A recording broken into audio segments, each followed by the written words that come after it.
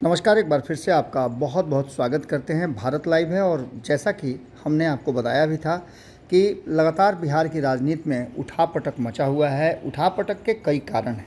एक तरफ जहां नीतीश कुमार ने भारतीय जनता पार्टी को छोड़ आज से 11 महीना पहले महागठबंधन के साथ सरकार बनाई, तो वहीं भारतीय जनता पार्टी को इस बात से लेकर के काफ़ी नाराज़गी थी और लगातार सरकार को घेरने का काम कर रही थी। इस बीच में कई ऐसी बातें हो गई जिसको लेकर के नीतीश कुमार पर उंगली उठाना शुरू कर दिया विपक्ष ने। सत्ता पक्ष के लोग भी सरकार के कई ऐसे फैसले थे जिसको लेकर के असहमत थे। इन सारी बातों को लेकर के अब सरकार की मुश्किलें और ज़्यादा बढ़ती हुई दिखाई दे रही हैं। बिहार में विधायकों के संवैधानिक अधिकार और उनके हक हुकूक के साथ साथ प्रतिष्ठा को बनाए रखने के लिए और विधायिका का कार्य सुचारू ढंग से चले, इसके लिए विधानसभा में विशेषाधिकार कमेटी बनाई जाती है। सदन के हर सत्र में विधायक बेलगाम अधिकारियों और पुलिस की करतूतों की शिकायत करते रहे हैं, लेकिन उनकी शिकायतों का कितना नोटिस लिया जाता है इसका पता आज चला। आज पूरे 2 साल बाद बिहार विधानसभा की विशेषाधिकार कमेटी की जब बैठक हुई तो इस बैठक में सिर्फ विपक्षी ही नहीं, सत्ताधारी विधायकों ने भी जमकर बिहार में अफसरशाही के होते बेलगाम और विशेषाधिकार कमेटी के बीच कई ऐसे मुद्दे रखे। पटना में पिछले 13 जुलाई को प्रदर्शन के दौरान विधायकों पर हुए लाठीचार्ज का मुद्दा भी उठाया गया। आपको बता दें कि विशेषाधिकार कमेटी की बैठक में शामिल कई दलों के विधायक थे, यहाँ तक कि इसमें नेता प्रतिपक्ष भी शामिल हुए थे और साथ ही साथ सत्ता का सहयोगी दल सीपीएम भी शामिल हुआ था। सीपीएम के विधायक अजय कुमार ने कहा कि बिहार में अफसरशाही और पुलिस बेलगाम हो गई है। विधायक ने जिस तरह से अपनी बात रखी, उसके बाद विशेषाधिकार कमेटी के वो मेंबर भी हैं और उसके बाद भी उन्होंने जब ये बात रखी तो निश्चित रूप से सरकार कहीं ना कहीं सवाल के घेरे में ज़रूर है। लेकिन पिछले साल मधुबनी के एसडीओ ने उनके साथ जो बदसलूकी की थी उसका भी मामला उन्होंने सामने रखा। उन्होंने कहा कि जब उन्होंने विशेषाधिकार कमेटी को इस मामले की लिखित जानकारी दी तो उसे दबाने की पूरी कोशिश की गई। इससे पहले भी आपको बता दें कि ब्यूरोक्रेसी को लेकर के, अफसरशाही को लेकर के विजय कुमार सिन्हा और नीतीश कुमार में भी तीखी नोकझोंक हो चुकी है। आपने देखा होगा कि पिछली सरकार में जब विजय कुमार सिन्हा विधानसभा के अध्यक्ष थे तो इसी एक तरह के एक मुद्दे को लेकर के नीतीश कुमार और विजय कुमार सिन्हा में तीखी नोकझोंक हुई थी, जिसको काफ़ी कहा गया था कि संसदीय प्रणाली में उचित नहीं है। उसके साथ साथ आपको बता दें कि अजय कुमार ने ब्यूरोक्रेसी ही नहीं बल्कि कई नेताओं ने इसे दबाने की पूरी कोशिश की। मैंने जनवरी में इस मामले में शिकायत की थी। उनका कहना है कि 7 महीने बाद जुलाई में विशेषाधिकार कमेटी की आज जो बैठक हो रही है, ये मामला सामने आया है, तो इस बात को लेकर के इस पर विचार भी होना चाहिए। सीपीएम बिहार के महागठबंधन में शामिल है, फिर भी उनके विधायक के साथ इस तरह का व्यवहार हुआ जिसका खुद उन्होंने जिक्र किया। साथ ही वो विशेषाधिकार कमेटी के मेंबर भी हैं। विधायक अजय कुमार ने कहा कि 2 साल में बिहार विधानसभा की विशेषाधिकार कमेटी की आज पहली बैठक हुई है। इससे साफ लगता है कि सरकार और सरकार की नीयत क्या है। इन सारी बातों को लेकर के उन्होंने वीडियो वाले मामले पर कोई भी कोताही नहीं बरते जाने की बात कही और कहा कि इस पर फैसला जल्दी हो। अजय कुमार ने कहा कि राजद के विधायक प्रहलाद यादव ने काफ़ी पहले शिकायत की थी कि एसपी ने उनके साथ बदसलूकी की है। आज उस मामले को भी काफ़ी दिन हो गए लेकिन अभी तक कोई फैसला नहीं हुआ है। इसके साथ साथ उन्होंने और विशेष कमेटी के सभी मेंबरों से पूछा कि कभी भी क्या बुला करके इस मामले में पूछताछ की गई है। इसके अलावा कई ऐसे मुद्दे सामने आए। सबसे बड़ा मुद्दा था विशेषाधिकार कमेटी के सामने, वो था 13 जुलाई को जो पटना की सड़कों पर विधानसभा घेराव के लिए निकले भारतीय जनता पार्टी के विधायकों, सांसदों पर लाठीचार्ज का मुद्दा।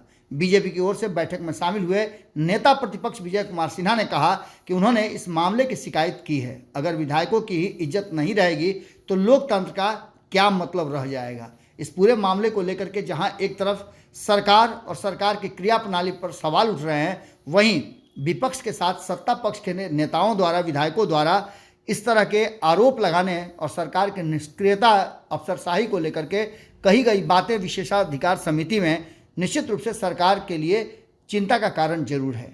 अब देखना दिलचस्प होगा कि जेडीयू ने बीजेपी की शिकायत पर आपत्ति तो जरूर दाखिल की है, लेकिन नीतीश कुमार के खास और संसदीय कार्य मंत्री विजय चौधरी ने कहा है कि विशेषाधिकार हनन की शिकायत करने वालों को यह भी जानकारी होनी चाहिए कि विशेषाधिकार होता क्या है। वैसे अगर किसी ने कोई शिकायत की है तो उस पर फैसला विधानसभा अध्यक्ष को लेना है। अब इन सारे मामलों को लेकर के एक बार फिर से वो बातें सामने आ गई हैं जिसको लेकर के सत्ता और विपक्ष आमने सामने है, तो वहीं सत्ता में बैठे कई दल के नेता इस विशेषाधिकार समिति के फैसलों को लेकर के सवाल खड़े कर रहे हैं। अब देखना दिलचस्प होगा कि इसके आगे अब क्या कुछ होता है। जुड़े रहिए भारत लाइव के साथ। विशेषाधिकार कमेटी के अंदर की बात को बाहर चर्चा करना उचित नहीं है, लेकिन विशेषाधिकार विधायकों को जो मिला हुआ है, ये विधायिका को मजबूती प्रदान करने के लिए, विधायकों के साथ सौजन्यता प्रकट करने के लिए, विधायिक कार्य में कोई बाधा नहीं बने और विधायक की विश्वसनीयता समाज के अंदर बहाल हो, भ्रष्ट पदाधिकारियों के ऊपर अंकुश लगा सके। कहीं न कहीं आज जो स्थिति बन रही है, कई दल के विधायकों पर कई बार लाठीचार्ज हुआ, सदन के अंदर भी विधायकों को जिस तरह से अपमानित होना पड़ा, सदन के बाहर भी 13 तारीख को जिस तरह से लाठियों से पीटा गया और सत्ताधारी दल के मंत्री कहते हैं कि बुक नहीं किया गया। ऐसी मानसिकता के लोगों के लिए ही विधायक विशेषाधिकार कमेटी है और उस कमेटी के तहत संज्ञान में लेना चाहिए। जब जब प्रशासनिक अराजकता फैलता है तो विशेषाधिकार कमेटी उसको कंट्रोल करता है और नहीं तो भ्रष्टाचार अपराध चरम पर पहुंचता है और इस कमेटी के माध्यम से निरपेक्ष भाव से ये कदम उठानी चाहिए। यही तो देखना है कि आसन सदन का कस्टोडियन है, आसन की विश्वसनीयता बहाल रखने की जिम्मेवारी अध्यक्ष की है और अध्यक्ष से हम लोगों ने आग्रह भी किया है विशेषाधिकार हनन का मामला को देकर के और कहा है कि विधायिका किसी पार्टी की नहीं होती है, विधायिका संविधान के तहत प्रदत्त अधिकार के तहत जनता की आवाज़ होती है और इस आवाज़ को कोई दबाने का काम करे, इस आवाज़ को कोई गुम करने का प्रयास करे तो ये लोकतंत्र की हत्या और लोकतंत्र के हत्यारे को बख्शना नहीं चाहिए, उस पर कार्रवाई होनी चाहिए। और अगर जो कार्रवाई नहीं होती है तो फिर लोकतंत्र में ऐसे लोगों को विश्वास नहीं होगा, ऐसे लोग की विश्वसनीयता घटेगी। ये आने वाला दिन में पता चलेगा। उस समय अरविंद केजरीवाल जी की बात नहीं मानी गई तो वो निकल गए। इस बार इनकी बात नहीं मानी गई, इनको लगा कि संयोजक का घोषणा हो जाएगा, नहीं हुआ तो निकल गए। अगली बार हो सकता है कि इनको संयोजक का घोषणा कर दें। लॉलीपॉप भी तो दिखाना है। सब जान रहे हैं कि भ्रष्टाचार में डूबे लोग को भारत की जनता उनको सत्ता नहीं देगी।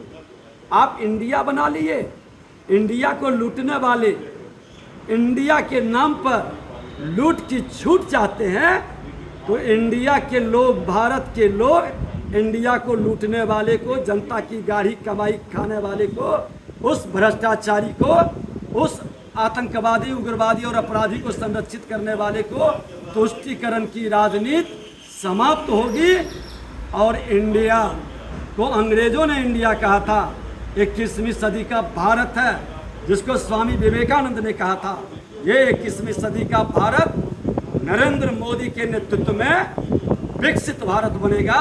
भारत की जनता मन मिजाज बना चुकी है। ये इंडिया रख ले या इंडिया के अंदर ही समा जाए।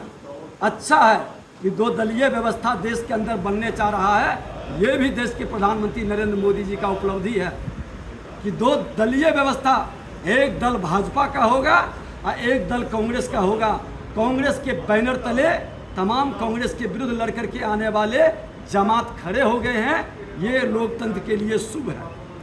मंत्रिमंडल का विस्तार से अब कोई अंतर पड़ने वाला है क्या? जो 1 वर्ष एक व्यक्ति के हाथ में बजट के आधे भाग थमा दिया गया, पथ निर्माण विभाग, स्वास्थ्य विभाग, RWD, आपके नगर विकास, तमाम विभाग एक व्यक्ति के हाथ में लूट की छूट मिली हुई है कि मेरी कुर्सी बरकरार रखो, बाकी जितना लूटना है बिहार के अंदर विकास हो या ना हो, हमारी कुर्सी बची रहे, सरकार चलती रहे। ये पूरी तरह से सत्ता के लिए, एक व्यक्ति सत्ता में रहने के लिए समझौता कर रहा है, दूसरा व्यक्ति सत्ता से हटाने के लिए संयोजक बनाने के प्रयास में लगा है और एक दूसरे को ठगने में लगा है। बिहार की जनता ठगा रही है, बिहार की जनता का विकास रुक गया। बर्बादी के नायक इन दोनों से बिहार मुक्ति चाहता है। आने वाला 23-24 के चुनाव के पहले ही बड़ा चमत्कार बिहार में होगा। अगर ये वीडियो पसंद आई और वह बिहार के राजनीति और बिहारियत से सरोकार रखेनी तो सब्सक्राइब बटन दबा के चैनल के सब्सक्राइब कर ली। ओजे एगो घंटी बा, ओकरा बटन दबा देला से कुल सटीक और मारक खबर रुआ मुफ्त में मिल जाई। अगर रुआ पत्रकारिता के हमनी के नया प्रयोग में सहयोग कर चाहतानी तो ज्वाइन बटन दबा दी। पेटीएम नंबर नोट कर ली 9386816700। धन्यवाद।